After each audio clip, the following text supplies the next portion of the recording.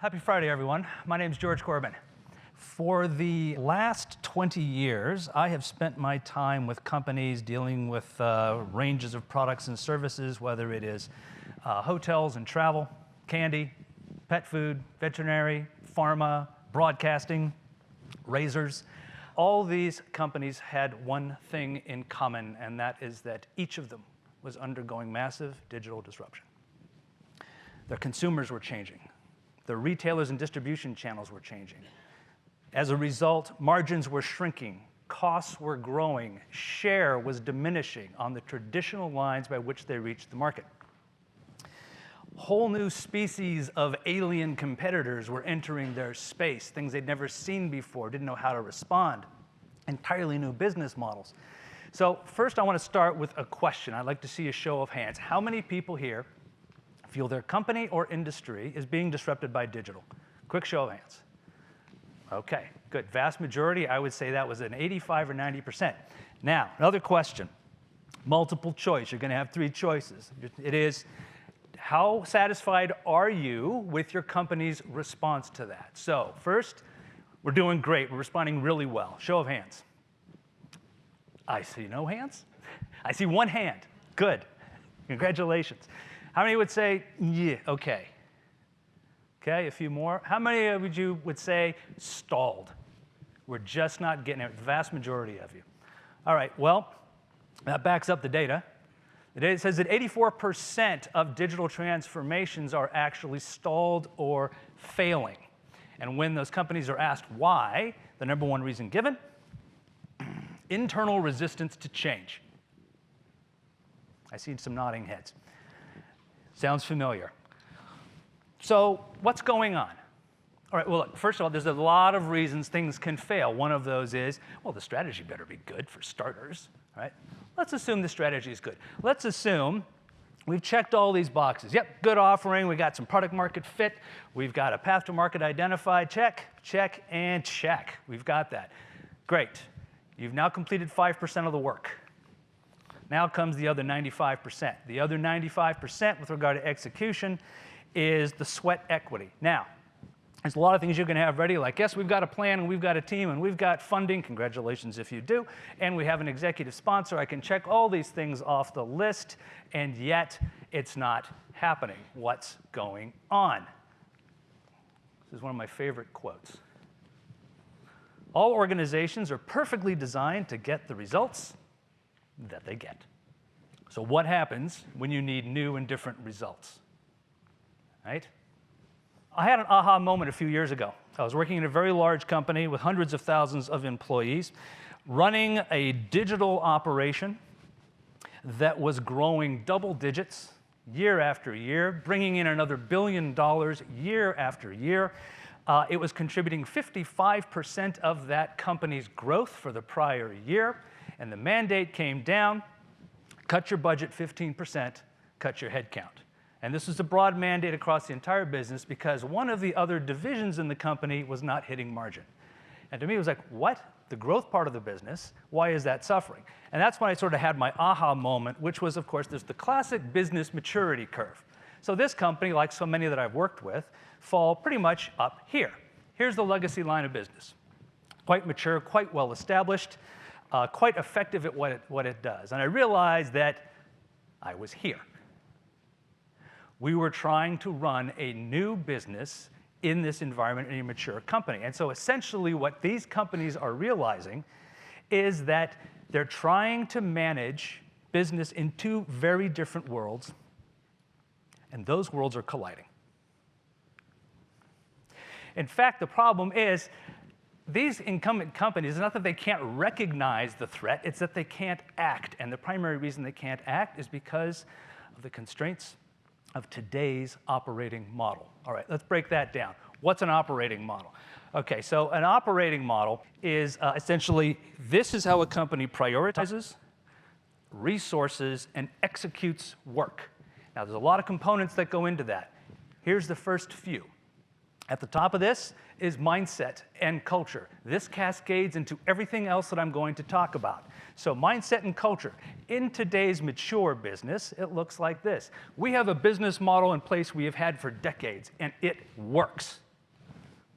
But the new business comes along and says, things are changing, and the new business model is becoming obsolete, or we need to be able to do more than this business model allows us to do. And so, history be damned, we may need to cannibalize it. Goals and KPIs, then. This is what sets priorities for the entire organization. For mature companies, they're typically oriented around these three things: contain cost, protect margin, scrape slivers of share from the other guys. Okay, the new business is seize the beach. First footprints on the shore. Scale fast, we'll have a plan to profit later in the first 3 years, the next 5 years, right? So this, in turn, manifests itself across all parts of the business. On distribution, how we get out to market and to consumers is no channel conflict, don't rock the boat, do not cannibalize sales, whereas the new part of the business is consumers are shifting, we have to be there for them, and cannibalization be damned. So what does this mean for the heart of the business? The heart of the business is around operations.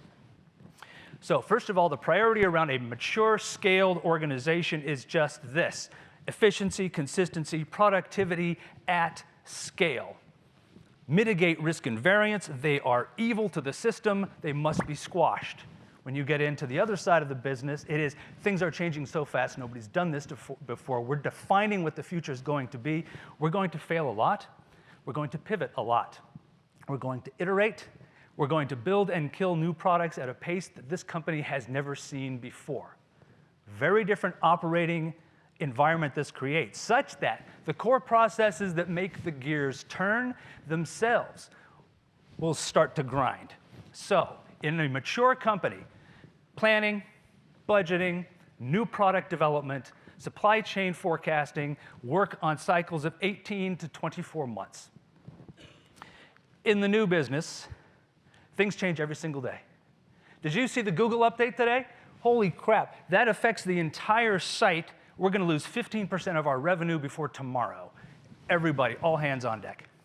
Now, let me give you an example. Let's just take KPIs, for instance. Now, here's a few. Look at the two worlds here.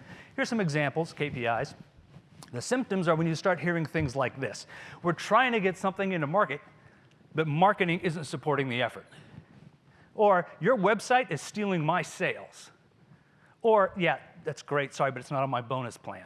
Okay, what you've got here is a situation wherein every department has conflicting goals and objectives that are not supporting the new business.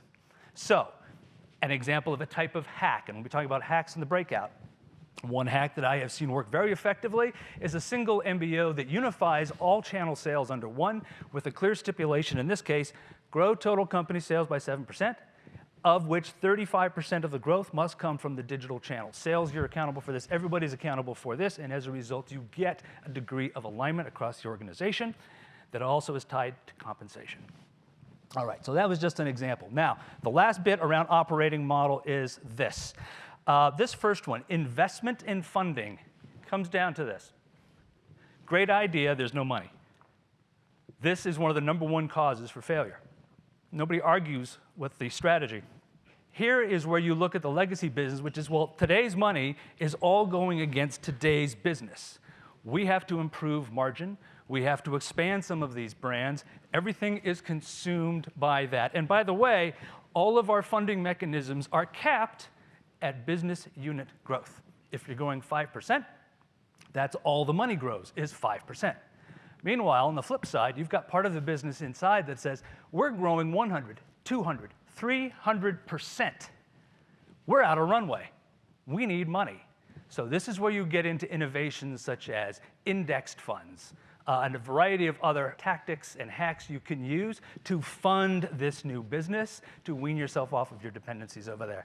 All right, I'm not going to unload or unpack any of these. I will just say that as you move into the operating model, talent, organization, data, and technology all look very different for the new emerging business than for today's business. You have to start to hack your way. You'll see entirely new innovations on each side over here on the right to make this possible. All right, the worst dragons in digital transformation are all internal. It leads many to say, and I've heard this often, we should just spin this out. But if your business has to change to survive, Transformation is not optional. You have to do it. You have to teach yourself and change yourself to adapt for this new reality if you're going to prosper. So there's some good news as I wrap up here. Over the years, I've been compiling what I will call the Transformation Hacker's Playbook. In the breakout, I'm going to share some of that. You've seen a few indications here, but there's a lot more. And so what we're going to do is dig into this and kick the tires as a group, because I have found that there are several ways and options to slay the dragons, or at least appease them, in a way that you can drive forward with this transformation. It's going to be fun. I'm looking forward to talking to you guys this afternoon. Thanks.